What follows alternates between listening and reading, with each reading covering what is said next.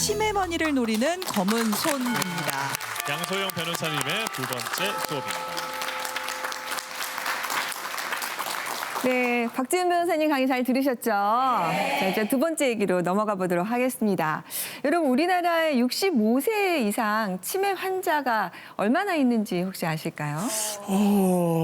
제 주변에도 부모님 치매 때문에 약간 고민하는 분도 많죠. 계신데 한 10만 명? 그 정도쯤 되나요? 10만 네. 명도 많을 것 같은데. 많아요? 보건복지부 통계에 따르면요, 2025년에 약 97만 명, 오. 그리고 올해 2026년에는 약 100만 명, 101만 명까지 이를 것으로 추정을 하고 있어요. 엄청나네요. 야, 그러면 이렇게 100만 명까지 넘을 줄은 생각도 못 했네요, 진짜로. 근데 이제 이게 더 문제인 거는 앞으로 이제 계속 늘어날 거잖아요. 그래서 2044년에는 200만 명을 넘을 것으로 예상을 합니다. 그래서 이제 치매는 특별한 누군가의 이야기가 아니라 우리 가족, 그리고 나에게 닥칠 수 있는 현실이라는 거죠. 근데 이게 이제 치매하면은 기억이 좀 흐려진다, 뭐 이렇게 생각하시잖아요. 그럼 가장 먼저 위험한 건 뭘까? 길을 잃는 거? 그다음에 가족을 못 따라보는 거? 이렇게 생각하실 수가 있는데 제가 법률 상담을 진행을 하다 보니까 가장 위험한 거는 통장인 것 같아요. 네. 아무래도 시간이 지나면서 판단력이 흐려지다 보니까 평생 모아온 재산이 순식간에 누군가의 손으로 넘어가 버리는 거를 자주 보는데요. 그게 자식인 경우도 있고 친척인 경우도 있고 심지어는 간병인, 이웃, 그리고 보이스피싱, 범죄, 뭐 여러 가지 소위 도둑들이 너무 많습니다. 그래서 저의 이야기일 수도 있고 여러분의 이야기일 수가 있는데 지금 현재 치매머니라고 하는, 그러니까 65 이상 고령 환자가 가지고 있는 자산이 어느 정도냐면요, 150조. 조요? 네, 이게 2023년 기준이니까 국가에서 발표한 자료예요. 앞으로는 이 돈이 점점 더 커지겠죠? 지금은 한 200조 넘어섰을 수도 있어요. 그러다 보니까 2026년 4월부터 국가가 나서기 시작을 했어요. 치매 안심 재산 관리 서비스를 시작을 했는데요. 이게 이제 국민연금공단이 치매나 경도 인지장애가 있는 분들, 이런 분들에게 경제적 학대 위험이 좀 있다. 그래서 이분들의 재산을 직접 관리를 좀 해줘야 되겠다. 그리고 지출을 좀 모니터링을 해야 되겠다. 이런 필요성이 있어서 이 제도가 시범으로 시작이 됐단 말이에요. 그러니까 국가까지 나서서 관리하는 이 치매머니, 이제 정말 위험한 시대가 됐다는 뜻이죠. 그런데 이게 이제 국가 시범 사업이다 보니까, 그리고 또 기초연금 수급 대상자만 하다 보니까 아직까지는 내 머니는 직접 챙겨야 될 필요성이 있기 때문에, 그래서 우리 가족의 소중한 재산을 지키기 위해서 어떤 것들을 좀 준비해야 되는지 알려드리도록 하겠습니다. 치매 환자들한테는 어떤 식으로 사기를 치는 거예요? 제가 얼마 전에 진행했던 사건인데요. 이제 80대 어머님이셨어요. 근데 이게 치매 초기 진단을 받으신 상황이었기 때문에 사실은 평소에 뭐 혼자 장도 보고 은행도 다니시고 뭐 일반적인 일들은 다 하셨는데 이게 이제 조금씩 어떤 문제가 생기냐면 새로운 정보를 정확히 판단하기가 좀 어려워. 그다음에 이 사람을 믿을 수 있는지 없는지 여기에 대해서 좀 판단하기 어려운 상황으로 좀 가고 있었던 거죠.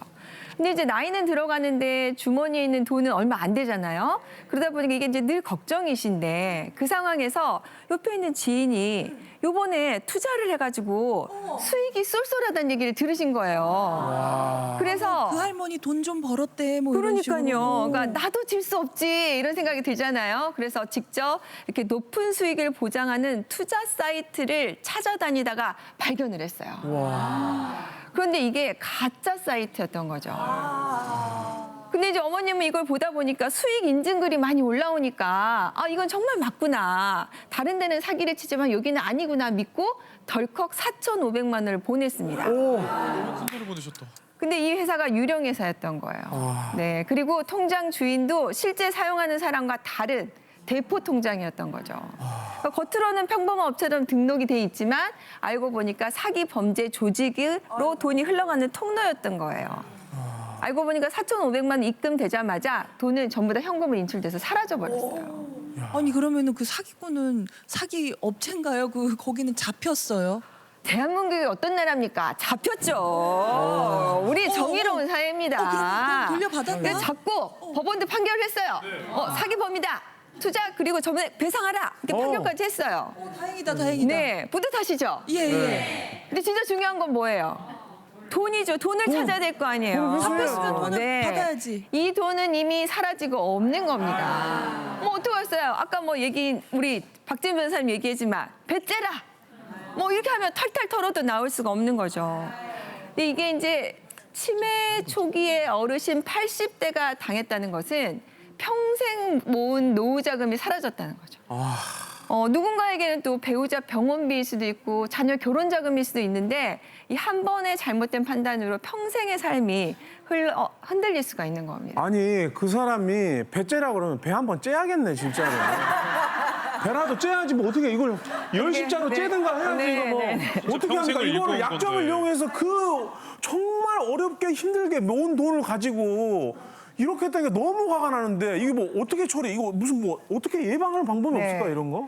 그래서 예방이 정말 중요한 것 같아요. 사실 법을 한다고 부자 된 사람 없어요. 그렇지만 법을 알면 안전벨트를 매고 몇 단계를 좀 거쳐갈 수가 있으니까 그걸 한번 생각해 보셨으면 좋겠어요. 이게 이제 치매 상태를 왜 자꾸 얘기를 하냐면 겉으로는 초기에는 되게 멀쩡하단 말이에요.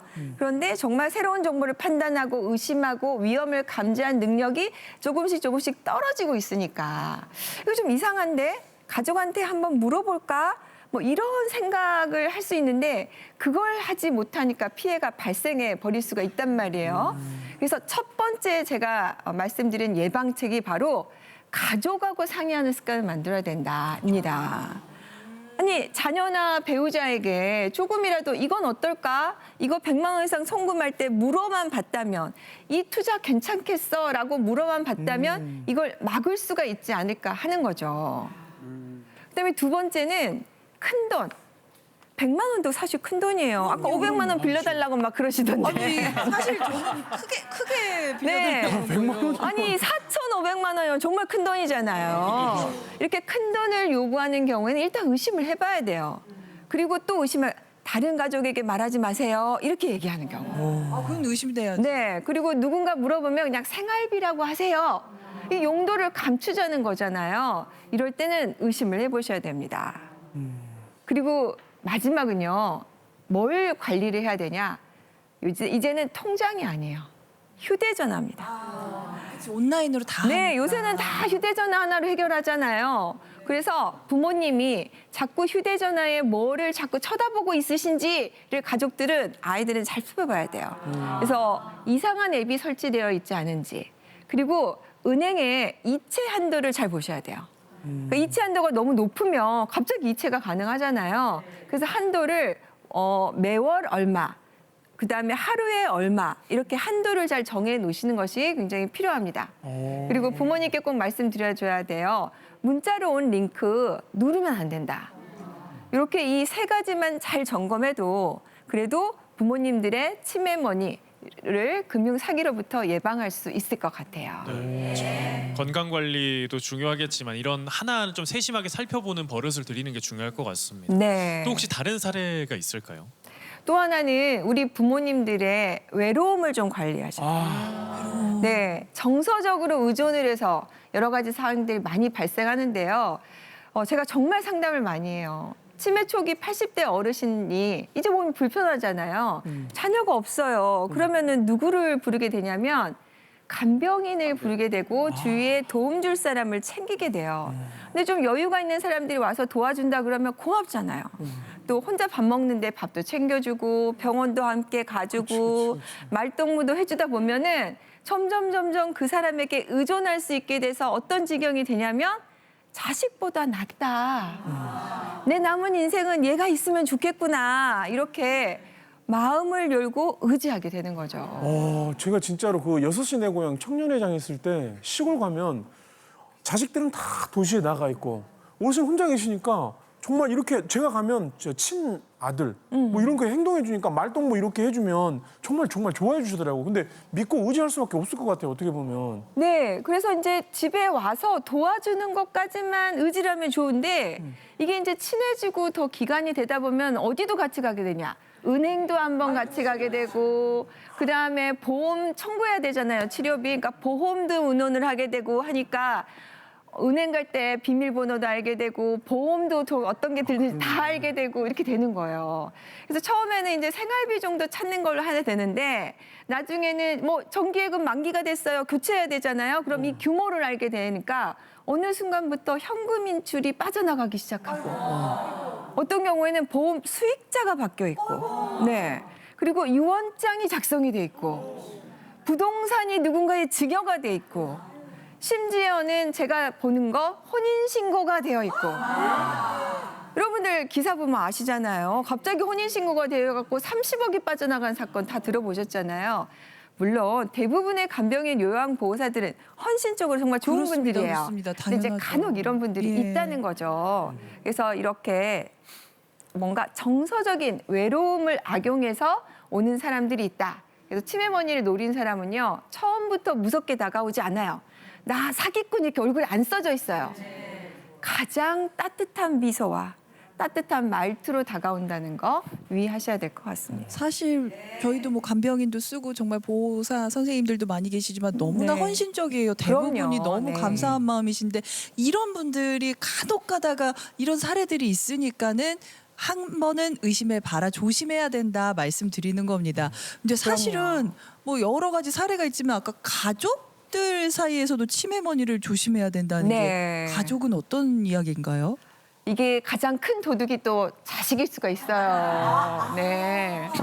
그 80대 어머님이 초기 또 치매셨단 말이에요. 근데 이제 이때부터는 좀 도움이 필요하니까 큰아들이 자주 왔다 갔다 하면서 보살피기 시작을 했어요. 그래서 어머님 이제 병원비도 내야 되고 생활비도 내야 되니까 자연스럽게 통장을 큰아들에게 맡길 수밖에 우리 없는 아들인데. 거예요. 근데 이제 시간이 좀 지나다 보니까 이상한 일이 발생이 되는 거예요. 어머님 여기 통장에서 카드값이 빠져나갔는데 이 명의는 아들 거예요. 네. 그러다가 손주 학원비도 나가요. 어느 순간 보니까 사업자금도 나가고 제가 본 사건은요. 주식 투자까지 했어요. 손주 학원비까지는 이제 어떻게든 이해를 해보려고 네. 했는데 그것도 선물 투자를 했어요. 어머나. 그래서 다 잃어버렸습니다. 네. 아니 근데 통장에 돈이 야 왜 이렇게 줄어들고 있냐 이렇게 한 번 정도는 물어봤을 것 같은데 그죠? 그러면 아들이 뭐라고 얘기하냐면 아니 엄마 그때 제가 의논했더니 하라고 하셨잖아요. 이렇게 얘기를 하죠. 그러면은 내가 그랬나? 내가 정말 그래 이렇게 기억을 잘 못하시는 경우가 실제로 있고, 네 그리고 어떤 경우에는 내가 기억을 못해도 기억이 나도 났단 말을 못해요. 왜냐하면 자식이 다시 나한테 안 올 수도 있으니까. 정말 슬픈 현실인데요. 그래서 이게 분쟁이 하다 보면 가장 많이 나오는 이야기가 그때 어머님이 동의하셨잖아요. 도장 찍으셨잖아요. 이렇단 말이에요. 그래서 이게 어느 정도 치매가 진행이 되다 보면 판단력이 이렇게 떨어지다 보니까 정말 제대로 판단을 못해서 되는데 막상 분쟁이 시작이 되면 아니 그때 정말 의사 능력이 없으셨어요? 근데 사실은 치매 초기는 그건 아니란 말이죠. 알기는 아는데 제대로 판단을 못한 거다 보니까 이 과정을 되돌리기가 좀 어려워요. 그리고 당시 뭐 치매 진단 기록, 병원 진료 기록 막 이렇게 봐도 완전히 판단 능력이 없다. 이걸 입증하기 어렵기 때문에 피해를 회복하기 어려운 경우가 굉장히 많습니다. 네. 치매라는 걸 조금씩 인지하기 시작했을 때 그걸 회피하지 말고 미리미리 좀 예방을 하는 걸 네. 해야겠어요. 좀 슬프지만 그래서 안타까운 현실이네요. 오늘 이 부분이 제일 중요한 것 같아요. 네. 자, 가족들이 미리 좀 이 재산을 투명하게 관리하는 방법을 정해두는 것이 굉장히 중요합니다. 오, 그래요. 자, 가족들이라고 해서 이게 서로 무조건 믿을 수는 없는 거거든요. 그래서 꼭 한번 가족 회의를 하셨으면 좋겠어요. 그 가족 회의를 할 때 어떤 것들이 논의가 돼야 되느냐 한번 볼게요. 자, 초기 진단을 받고 나서 아니면 직전에 하는 게 제일 좋은데요. 앞으로 형제들 사이에서 누가 관리했느냐, 왜 썼느냐 이렇게 분쟁이 되지 않기 위해서는 가족회의에서 몇 가지를 꼭 정해드렸었는데 첫 번째, 병원비를 어느 계좌에서 낼 것인지, 그리고 부모님 생활비는 한 달에 얼마 정도나 사용할 것인지, 그리고 이 통장은 누가 관리할 것이면서 다른 가족은 어떻게 이걸 확인할 것인지, 이게 공유가 돼야지 관리가 될 거 아니에요? 그다음에 이게 이제 현금이 떨어지기 시작하면 나중에 부동산 처분해야 되는 문제가 발생을 해요. 왜냐하면 우리나라 재산의 대부분은 아파트 한 채 정도거든요. 그래서 부모님 간병비를 위해서 부동산을 처분해야 된다면 어떻게 할 것인지를 미리 좀 해놓는 게 좋을 것 같아요. 누구 결정에 따를 것인지, 그리고 처분을 했다면 이 돈은 어떻게 관리할 것인지. 그리고 부모님이 이제 앞으로 간병비가 발생할 수 있잖아요. 그러면 이 간병비는 아이들이, 자녀들이 부담할 것인지 아니면은 부모님이 처분한 이 부동산 그 처분 대금에서 쓸 것인지, 그러니까 누가 재산을 어떻게 관리할 것인지를 미리 꼭 정해 놓는 것이 좋습니다. 이건 정말 적극적으로 제가 좀 말씀드리고 싶은데요. 그렇게 투명하게 사용이 되어야 나중에 분쟁을 예방할 수가 있거든요. 그래서 미리 약속을 좀 정해두면 나중에 갈등이 좀 줄어들 수 있겠죠. 가족 회의를 해서 미리 정해두고 네. 또 어떤 것들을 알아두면 좋을까요? 일단은 이제 치매가 어느 정도 진행이 되면은 이게 가족 간에도 부모님도 제대로 판단할 수 없지만 자녀들도 의견이 갈릴 수가 있어요. 그래서 성년 후견 제도를 좀 이용해 보시면 좋을 것 같아요. 그러니까 성년 후견 제도는 내 재산을 내가 직접 관리할 수 없을 상황이 되면 누가 관리를 해주느냐? 후견인이 관리를 해줄 수 있도록 만들어진 제도입니다. 그러니까 쉽게 얘기하면은 법원이 지정한 후견인이 부모님의 이익을 최우선으로 생각을 해서 어떻게 관리하면 좋겠느냐를 법원이 관리를 해주는 거예요. 네, 그래서 이 제도를 이용하시는 게 좋을 것 같고요. 그리고 건강할 때 미리 내돈 사용 설명서를 좀 남겨두면 좋겠어요. 내 돈 사용 설명서요? 네. 그 뭐예요? 이게 이제 어머님 돈인데 사실은 제일 중요한 게 누구 의사가 중요해요. 이 돈을 어떻게 쓰는지가. 본인 어머님 본인 의사잖아요. 근데 이제 치매가 어느 정도 진행이 되면은 내가 제대로 판단할 수 없으니까 자식들이 서로 싸우는 거예요. 아, 우리 어머님 뜻은 이거야. 이건 어머님 뜻은 원래 이거였어. 아버님 뜻은 이거였어. 이렇게 싸울 수가 있으니까 직접 내가 그 의사를 남겨놓는 거죠. 초기에. 그래서, 네, 초기에. 그래서 내 병원비는 어떻게 쓰고 내 간병비는 어떻게 쓰고 내가 요양시설에 되면 어떻게 이 돈은 마련을 해라. 이런 것들을 본인이 직접 사용 설명서를 남겨놓는 거죠. 네. 이게 이제 유언장은 알고 계시잖아요. 근데 유언이라는 거는 내가 사망하면은 내 돈을 어떻게 써란데 이거는 그게 아니라 그 전에 내가 살아있는 동안 나를 위해서 간병비나 이런 것들을 어떻게 좀 사용해달라. 이렇게 나의 의사를 미리 남겨놓으면 괜히 가족들 간의 불필요한 분쟁을 막을 수가 있겠죠. 네. 네. 그럼 강연 마무리 짧게 또 부탁드릴게요. 네. 치매는 기억만 사라지는 거다라고 생각하실 수가 있을 것 같은데요. 제가 실제로 보니까 나의 재산까지 사라질 수 있을 것 같아요. 그래서 이걸 미리미리 좀 준비해 두신다면은 부모님들이 마지막에 좀 존엄을 지키면서 삶을 마무리하실 수 있을 것 같습니다. 진짜 유용한 정보들 많이 주셨어요. 네, 우리 또 양소영 변호사님, 허니님의 댓글입니다. 치매도 서러운데 돈까지 빼앗다니요. 생각만 해도 너무 화가 납니다. 어떻게 치매 환자의 재산을 노릴 생각을 하는지 참 세상이 무섭네요. 네. 우리 핑크97님, 양소연 변호사님 세월을 거꾸로 가시네요. 오늘도 너무 예쁘십니다. 제 친구가 지금 치매에 걸린 어머님을 모시고 있는데 얼른 TV 보라고 전화했네요. 변호사님 덕분에 친구에게 고맙다고 들었습니다. 감사합니다. 자, 시청자 질문. 얼마 전 어머니가 경도 인지장애 진단을 받으셨는데요. 성년 후견 제도는 언제 신청하는 것이 가장 좋을까요? 성년 후견을 하게 되면 이제 이 재산을 전부 다 법원이 관리를 하게 되니까 약간 불편한 점이 생길 수가 있어요. 그래서 어느 정도 인지장애가 진행이 되면은 신청하시는 게 편리하기는 한데 가족들 간의 분쟁이 너무 많이 예상이 되고 갈등이 예상된다고 하면은 초기에 신청하는 것도 방법입니다.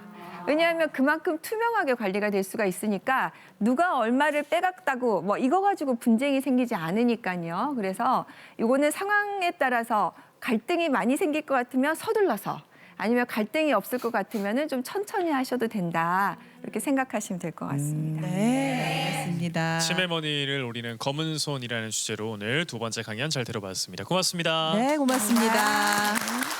네, 여러분이 미리미리 알아두시면 생활에 정말 쓸모있는 정보들 전해드리고 있습니다.